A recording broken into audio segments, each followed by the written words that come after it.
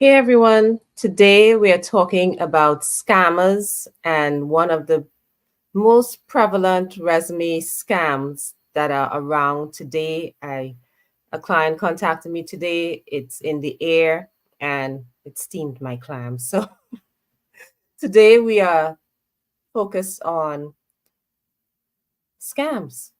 And this is a resume scam that's been around for a while.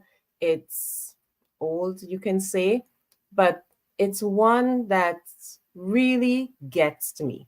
It involved the scammers claiming that your resumes are not ATS, Applicant Tracking System, compliant, and they offer to make them compliant for a fee. First thing is that there is no such thing as ATS compliance. But I'll get into that.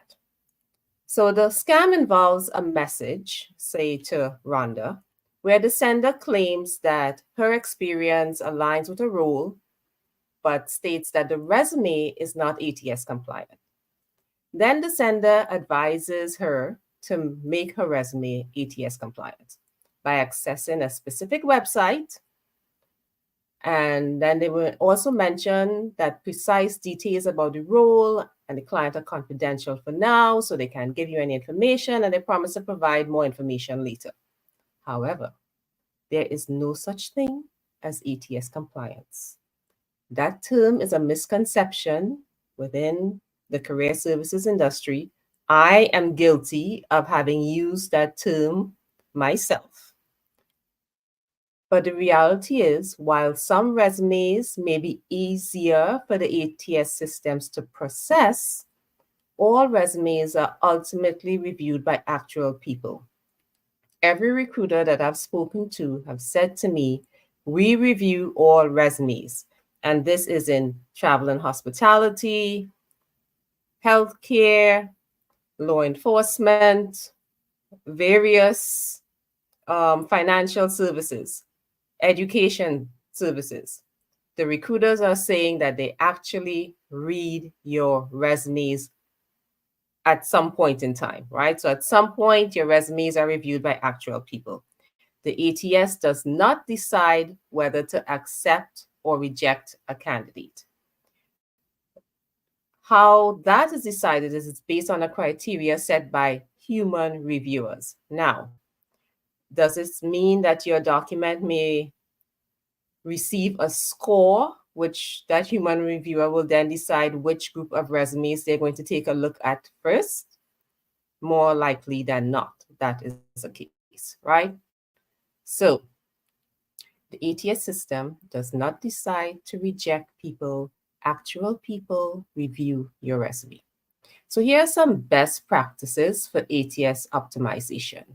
I have no idea what is going on Instagram. It seems to be frozen. But we're going to go through with this and we'll circle back, if you will. A term that was driving me crazy today, but we're going to return. All right. So ATS systems do not decide to reject people. Actual people do this based on a specific criteria. So from now on, we're going to be using the term ATS optimized. So let me just give you some best practices when it comes to having your document ATS optimized. You want to have simple, straightforward fonts and formatting in your resume. You want to make your resume stand out with impactful content, showcasing a cause and effect, if you will, of your achievements. So you want to say something along the lines of you achieve X by doing Y in Z situation, right? You want to get specific. You want to include relevant keywords, especially from the job description in your resume. And of course, you want to stay updated on current applicant tracking systems best practices for your industry to increase your chances of success. Later on in this month, as part of the AdNor Docs Masterclass series, I'm going to be doing a masterclass specifically on ATS optimization for your resumes, how to have your resumes ATS optimized. Because this scam, it really annoyed me. So how do you spot the red flags when it comes to these scams? You want to be cautious of unsolicited resume critiques, especially if they're aggressively promoting immediate paid services. You want to question the legitimacy of individuals or companies that insist on specific paid services after reviewing your resume. Legitimate companies typically will not ask you for money upfront when it comes to, they will give you an outline. You will know what it is you're getting specifically when it comes to paying your money upfront.